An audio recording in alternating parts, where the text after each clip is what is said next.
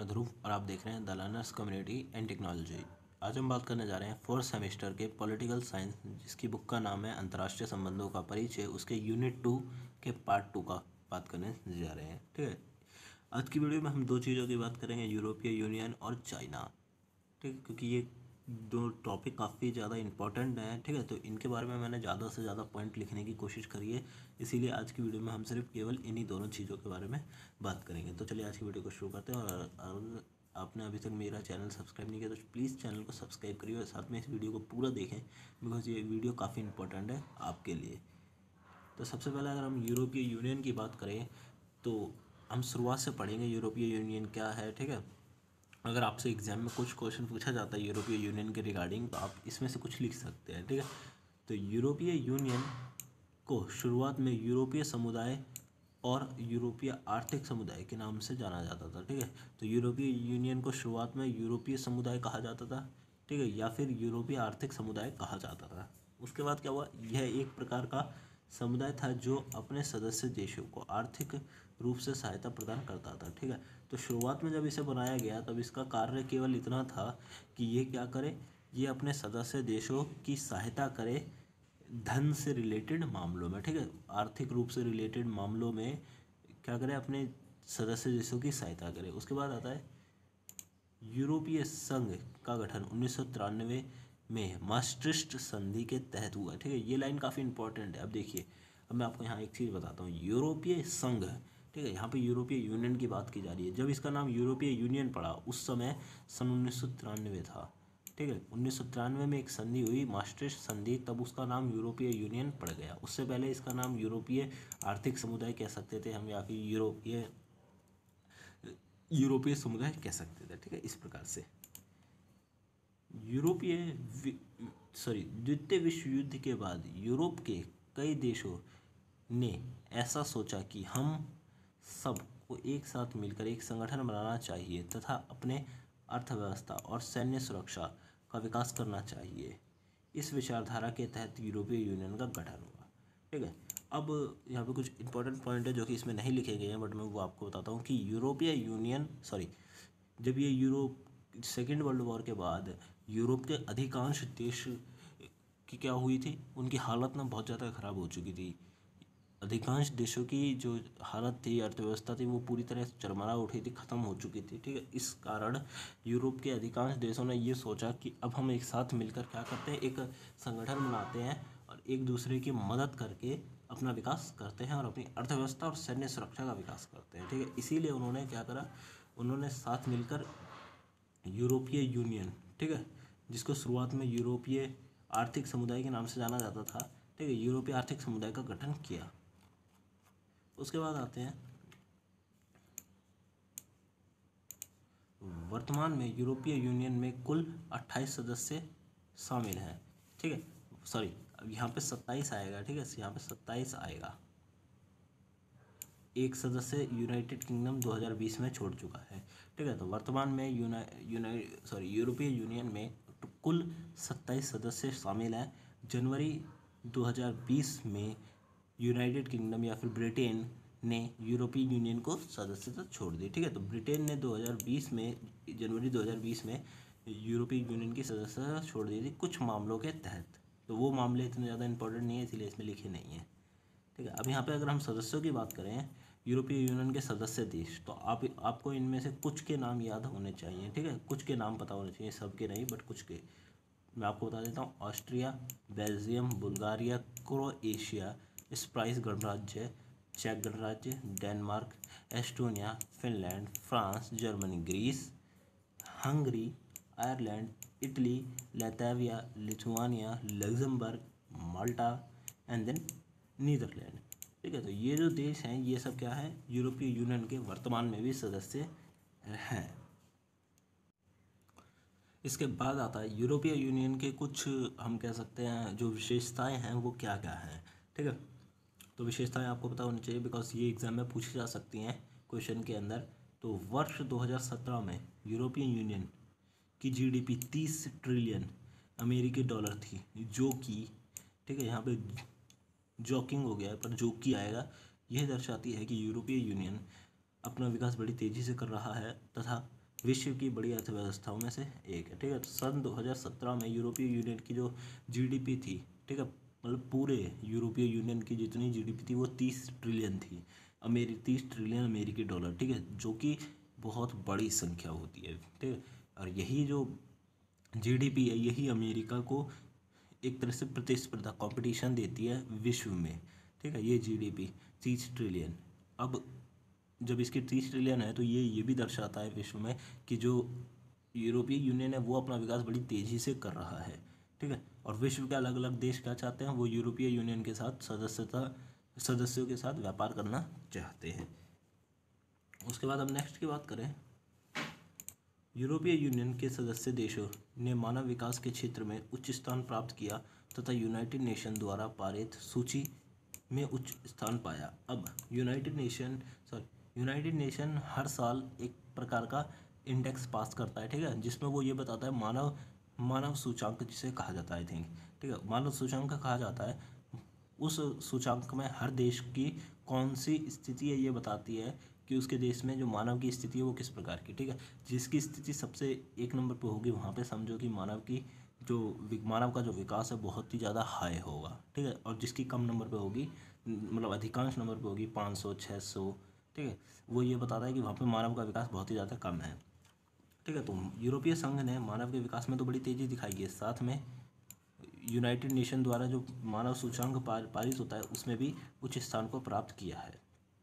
उसके बाद आता है यूरोपीय यूनियन ने शांति नोबेल पुरस्कार को भी प्राप्त किया, जिससे यह पता चलता है कि यूरोपीय यूनियन के देश में स्थिति बहुत अच्छी है तथा वह किसी भी प्रकार का संघर्ष नहीं है। अब यूरोपीय यूनियन ने सन 2005 में यूरोपीय यूनियन ने शांति नोबेल पुरस्कार को भी पाया। ठीक है, प्राप्त किया, विश्व के द्वारा विश्व शांति नोबेल पुरस्कार उसे दिया गया। बिकॉज इसका कारण एक ये है कि यूरोपीय यूनियन के जो देश हैं उनके बीच में किसी भी प्रकार का संघर्ष नहीं है। ठीक है, वहाँ पे मानव की जो स्थिति है वो अच्छी है। साथ में यूरोपीय यूनियन अन्य देशों के जो बीच में संघर्ष है उनको भी शांत करने की कोशिश करता है। ठीक है, इसीलिए इसे नोबेल पुरस्कार से सम्मानित किया गया। उसके बाद आता है यूरोपीय यूनियन का इतिहास समय सूची के साथ। ठीक है, समय सूची के साथ इतिहास, बट इतिहास में ज़्यादा चीज़ें नहीं है। इतिहास में जो चीज़ें मेन है मैंने सिर्फ वही लिखी हैं। ठीक है, 1950 तक यूरोपीय कोल और इस्पात समुदाय स्थायी शांति को सुरक्षित करने के लिए आर्थिक और राजनीतिक रूप से यूरोपीय देशों को एकजुट करना शुरू कर देता है। ठीक है, अब 1950 के सन में यूरोप के जो देश होते हैं वो एक साथ कनेक्टेड होना चालू हो जाते हैं। ठीक है, एक दूसरे से जुड़ना चालू हो जाते हैं। बिकॉज सन 1945 में 39 से 45 तक सेकेंड वर्ल्ड वॉर चलती है। ठीक है, उसके बाद शीत युद्ध का दौर आता है। तो सेकेंड वर्ल्ड वॉर के ख़त्म होने के बाद ही इसमें यूरोपीय यूनियन की छोटे गठन बनने चालू हुए थे। ठीक है, तो यहाँ पर बताया गया कि 1950 के बाद यूरोपीय यूनियन के जो देश हैं वो एक दूसरे से कनेक्ट होने लगे और पहला जो समुदाय बना था वो यूरोपीय कोयला और इस्पात समुदाय था। ठीक है, यूरोपीय कोयला और इस्पात समुदाय था। उसके बाद कुछ समय बाद उसका नाम बदल के यूरोपीय यूनियन कर दिया गया। ठीक है, आर्थिक और राजनीतिक रूप से यूरोप देश को एकजुट करना शुरू कर दिया। अब यहाँ पे जो अलग अलग देश हैं वो एक दूसरे से किस रूप से जुड़ रहे थे, आर्थिक रूप से, मतलब धन के मामलों से जुड़ रहे थे, मतलब विकास करने के लिए, साथ में अपने राजनीतिक रूप से भी जुड़ रहे थे। उसके बाद 6 संस्थापक देश Belgium, France, Germany, Italy, Luxembourg और नीदरलैंड शुरुआत थे। ठीक है, जो अगर हम कहें कि यूरोपीय यूनियन के जो संस्थापक देश कौन से हैं तो वो ये 6 हैं। ठीक है, Belgium, France, Germany, Italy, Luxembourg and then Netherland. उसके बाद आता है 1957 व्यापार की उलझनों से मिटाने के लिए बेल्जियम, फ्रांस, इटली, लक्समबर्ग और नीदरलैंड और पश्चिमी जर्मनी ने मिलकर रोम की संधि के तहत यूरोपीय इकोनॉमिक कम्युनिटी यानी ईईसी का गठन किया। सन 1957 में यूरोप के जो देश थे उनके बीच में आर्थिक रूप से विकास करने के लिए उन्होंने क्या करा कि एक संधि करी जिसे रोम की संधि के नाम से जाना जाता है, जिसके तहत यूरोपियन इकोनॉमिक कम्युनिटी को निर्माण किया गया। यूरोपियन इकोनॉमिक कम्युनिटी का निर्माण किया गया। ठीक है, जिसमें ये जो देश दे रखे हैं लग्जमबर्ग, फ्रांस, इटली, इन सब ने सिग्नेचर किए थे और ये माना था कि अब हम एक दूसरे से व्यापार करेंगे। ठीक है, उसके बाद आता है अनदर क्वेश्चन, 14 जनवरी 1985 14 जनवरी 1985 को 10 सदस्य देशों में से 5 ने सांगेन समझौते पर हस्ताक्षर किए। इस समझौते से सहमत सदस्य देशों की सीमाएं आपस में खुल गई। 2016 तक 26 देशों सांगेन इलाके से जुड़ गए। ठीक है, अब यहाँ पे एक बात बताई गई है, ये काफ़ी इंपॉर्टेंट चीज़ है और आपसे अगर कभी पूछा जा सकता है 1 नंबर में, ठीक है, तो ये आपको एक्स्ट्रा नॉलेज होनी चाहिए कि सांगेन वीज़ा क्या है। ठीक है, तो यूरोपीय संघ द्वारा एक वीज़ा पारित किया गया है जिसके द्वारा आप एक वीज़ा के तहत तो यूरोपीय संघ के 26 देशों के अंदर घूम सकते हैं केवल एक वीज़ा पे। ठीक है, 2016 तक क्या करा, 26 देशों ने सांगेन वीज़ा पर सिग्नेचर कर दिए। ठीक है, तो 26 देशों का मतलब कि आप एक वीज़ा पारित करवाइए, मतलब एक वीज़ा बनवाइए सांगेन, और उसके बाद आप यूरोप के 26 देशों में घूम सकते हैं बिना किसी प्रॉब्लम के। ठीक है, तो 14 जून 1985 तक 10 सदस्य देश हो चुके थे जिसमें से 5 ने सांगेन वीज़ा पर हस्ताक्षर कर दिए थे। ठीक है, सिग्नेचर कर दिए थे। इस समझौते के तहत इसकी सीमाएं आपसी में खुल गई। 2016 तक टोटल 26 देशों ने इसमें सिग्नेचर करे। उसके बाद आता है 2005 में फ्रांस में यूरोपीय संघ के संविधान के खिलाफ जनमत संग्रह हुआ जिससे उसे खारिज कर दिया गया। अब यूरोपीय संघ ने ये सोचा कि अब हम एक दूसरे से कनेक्टेड तो हो ही चुके हैं, अब हमें एक प्रकार का क्या चाहिए, संविधान चाहिए, एक ऐसा संविधान जो कि यूरोपीय संघ के सभी देशों के अंदर मान्यता प्राप्त हो। ठीक है, और वही संविधान चले, जैसे कि यूरोपीय संघ का एक ही झंडा है, यूरोपीय संघ की एक ही मुद्रा है, यूरो। ठीक है, वैसे ही वो चाहते थे कि हमें यूरोपीय संघ में एक संविधान भी होना चाहिए, जो कि 2005 में एक रूल लाया गया। ठीक है, तो अब क्या हुआ, उसके कारण वहाँ पे जनमत संग्रह स्टार्ट हो गया, मतलब एक तरह से सिविल वॉर स्टार्ट हो गई। जनता के द्वारा आंदोलन करे जाने लगे। ठीक है, जनता नहीं चाहती थी कि एक ही संविधान पूरे यूरोपीय यूनियन में चले। ठीक है, इसके कारण उसे खारिज कर दिया गया। इसके बाद ऐसे ही नीदरलैंड्स में भी हुआ, जबकि संविधान के प्रभावी होने के लिए 27 देशों की सहमति जरूरी थी।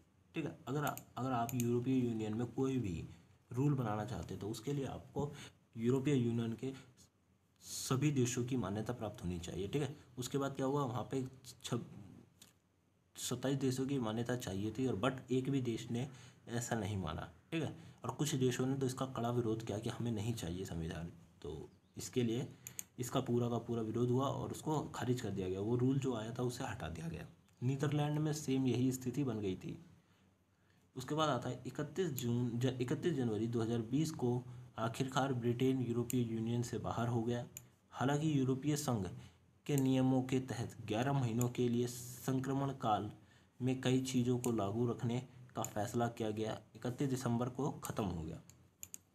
ठीक है, तो अब जहाँ पे प्रॉपर डेट दी गई है 31 जनवरी 2020 को ब्रिटेन ने यूरोपीय यूनियन को छोड़ दिया। ठीक है, उसके बाद उसको 11 महीने का टाइम दिया गया था, संक्रमण काल का नाम जिससे कहा जाता है। ठीक है, वो काल के तहत अगर वो चाहे तो वो जुड़ सकता है दोबारा, बट वो भी नहीं जुड़ा। और उसके बाद 31 दिसंबर 2020, ठीक है, 31 दिसंबर 2020 को भी वो समय ख़त्म हो गया। और उसके बाद यूरोपीय यूनियन ने ब्रिटेन को अपनी से बाहर कर दिया। ठीक है, ये अब आती है हमारी सैन्य शक्ति के रूप में कि सैन्य शक्ति क्या है यूरोपीय यूनियन की, ये भी काफ़ी इंपॉर्टेंट चीज़ है।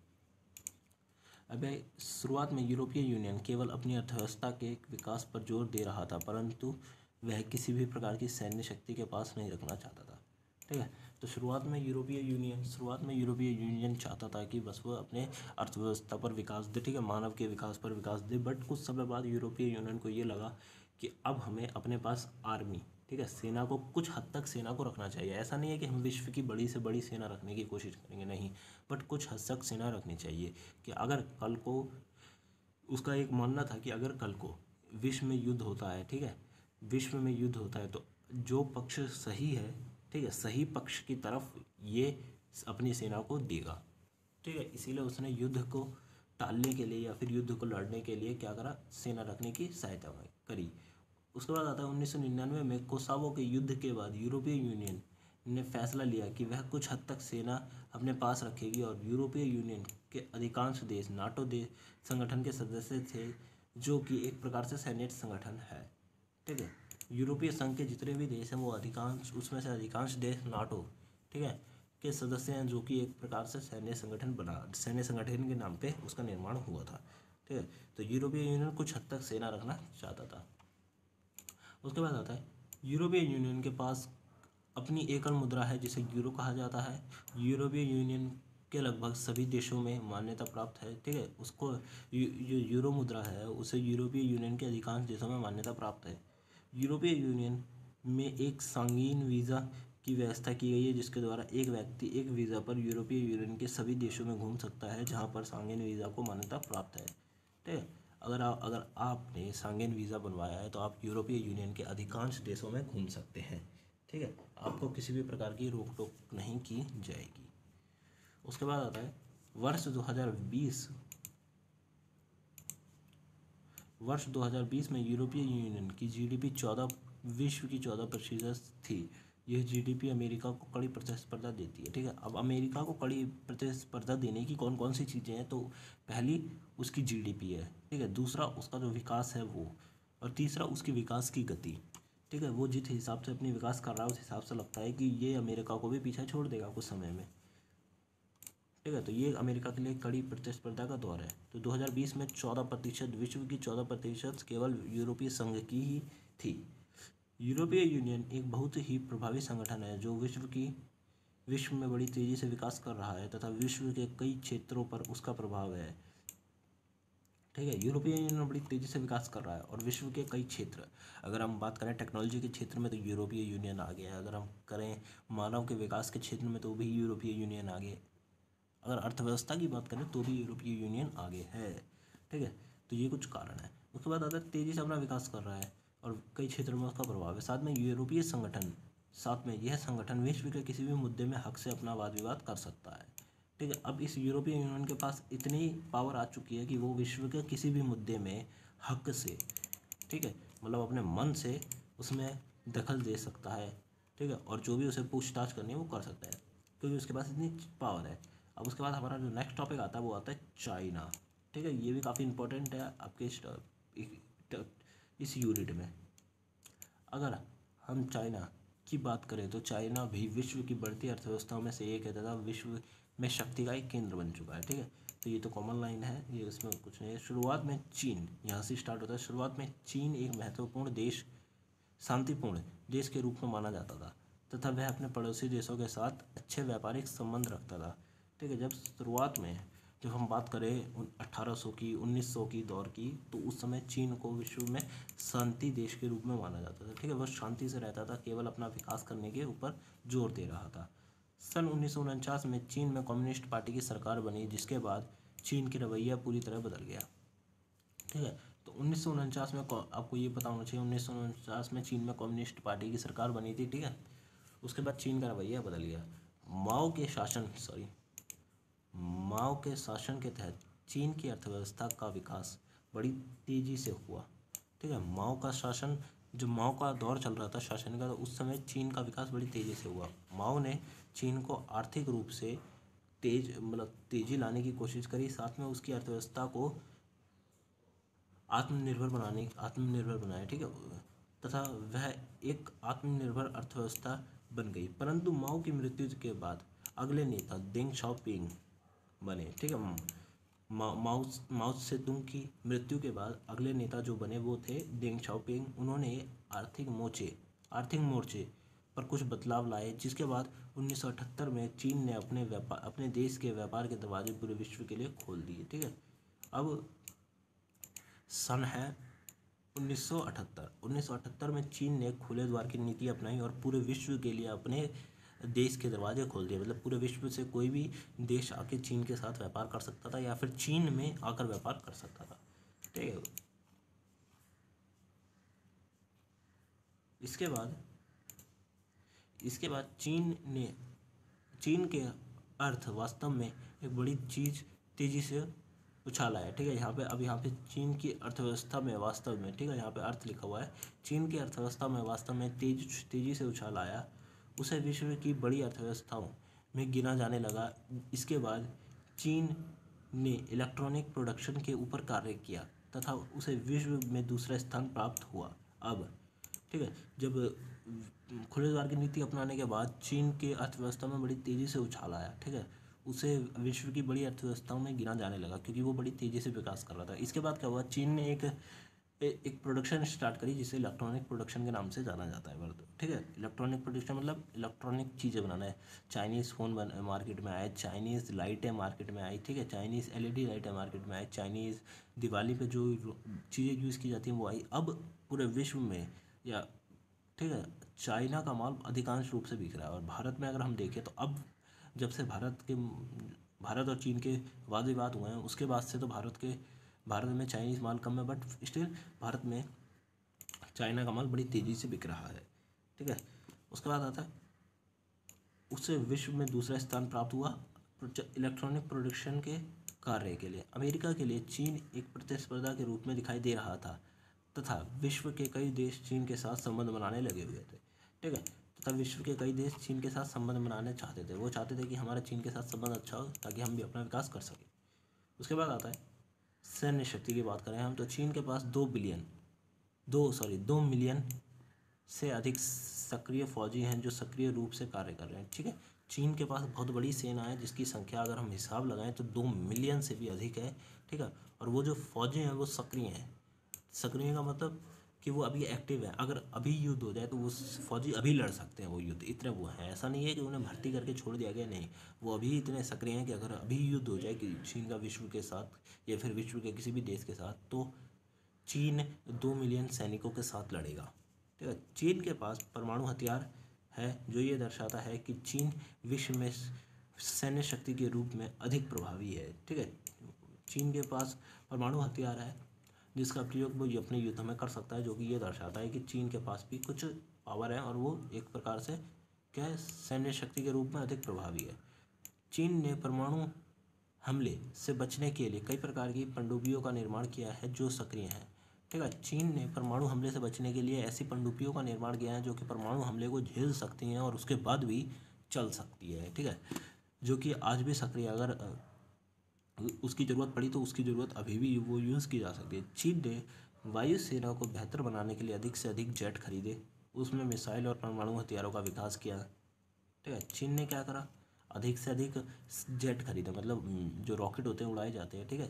परमाणु हथियार डालने के लिए उनका प्रयोग किया जाता है, ठीक है। सो उनको अधिक से अधिक मात्रा में खरीदा। दूसरा, उसमें मिसाइलों को हाईटेक करा और साथ में परमाणु हथियारों को भी लगाने की जो व्यवस्था है उसे हाईटेक करा, जिससे क्या हो, चीन को हथियारों का निर्यात भी माना जाता है तथा यह तीसरे स्थान पर है।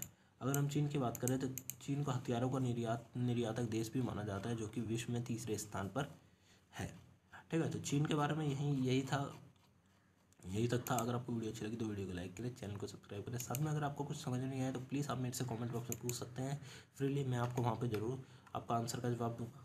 साथ में इसके नोट्स अभी प्रिपेयर नहीं है, जैसे इसके नोट्स प्रिपेयर होंगे मैं आपको भेज दूँगा। और प्लीज़ इस वीडियो को जितना हो सके उतना शेयर करें, बिकॉज वीडियो पे काफ़ी कम व्यूज़ आ रहे हैं, सो ये मेरा मोटिवेशन को डाउन कर रहा है, ठीक है। तो मिलते हैं अगली वीडियो में। Thanks for visiting on my channel guys, और मेरे टेलीग्राम और फेसबुक के ग्रुप को जरूर ज्वाइन करें।